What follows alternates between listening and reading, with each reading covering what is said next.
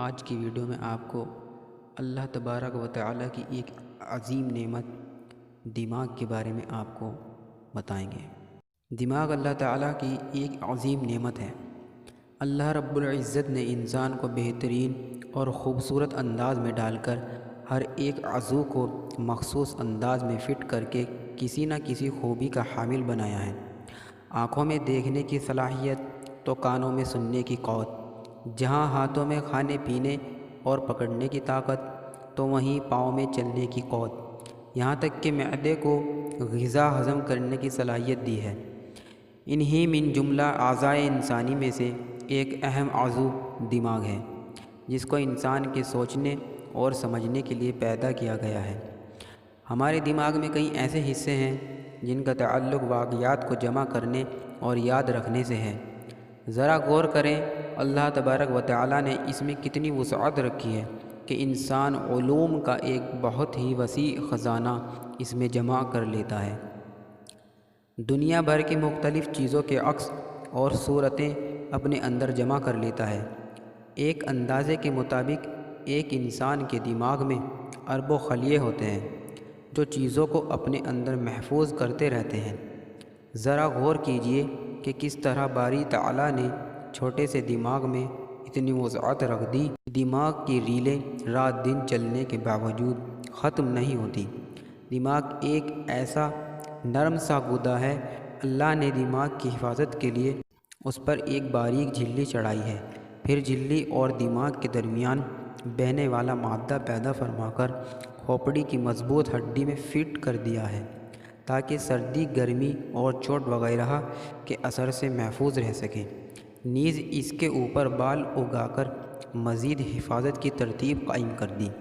اس نازک دماغ کی حفاظت کے لیے خدا نے اپنی قدرت سے کیا عجیب و غریب انتظام فرمایا ہے۔ دماغ کا کام دیکھی بھالی، سونگھی چکھی پڑھی یا سنی باتوں کو یاد رکھنا، ہاتھ پاؤں، آنکھ ناک وغیرہ اعضاء کو حسب ضرورت مختلف کاموں کا حکم دینا اور نئے پرانے امورات کو سوچنا، دکھ درد، رنج و غم، راحت و خوشی، ٹھنڈی گرمی، مٹھاس کھٹاس، شکل و صورت، خوشبو و بدبو وغیرہ کا دراصل دماغ ہی کو احساس ہوتا ہے۔ دماغ سے تمام جسم کے لیے بجلی کی تاریں جیسی رگیں نکلی ہوئی ہیں جو کہ دماغ سے چل کر ریڑھ کی ہڈی میں آئی ہیں اور پھر جسم کے ہر ایک حصے میں جال کی طرح پھیلی ہوئی ہیں۔ ان کو اعصاب یعنی نروس کہتے ہیں۔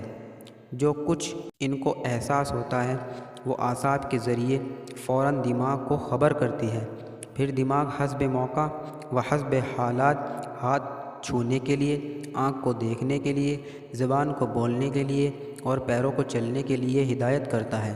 اس سارے جال کا نام عصبی نظام نروس سسٹم ہے۔ تو معلوم ہوا خالق دو عالم نے دماغ کو اس کی اہمیت و افادیت اور قیمتی ہونے کی وجہ سے ہی مضبوط ہڈیوں میں محفوظ رکھا ہے۔ پھر اس دماغ کے دو حصے ہیں۔ نمبر ایک، اگلا حصہ جسم کے دیگر تمام اعضاء کو قابو میں رکھنے والا، اور پچھلا حصہ سوچنے، سمجھنے اور محفوظ کرنے والا ہے۔ اگر اگلے دماغ کا ایسا کھانا چوٹ کھا جائے، کسی شخص کے سر کے ایسے حصے پر زور سے ڈنڈا مار دیا جائے جو کسی عضو کو کنٹرول کرتا ہے تو وہ عضو ناکارہ ہو جاتا ہے۔ مثلاً جو کھانا آنکھوں کو قابو میں رکھتا ہے اسے چوٹ آ جائے تو آنکھوں کے ہوتے ہوئے بھی انسان نہیں دیکھ سکتا۔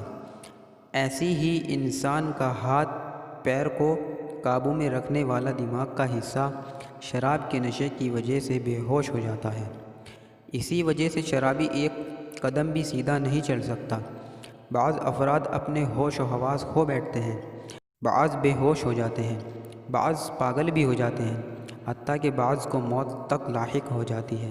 نمبر دو، اور اگر دماغ کے پچھلے حصے میں چوٹ آ جائے تو انسان کسی بھی چیز کو سوچنے، سمجھنے اور محفوظ کرنے سے مجبور ہو جاتا ہے۔ غرض یہ کہ سب اعضائے دماغ کے ماتحت ہی کام کرتے ہیں۔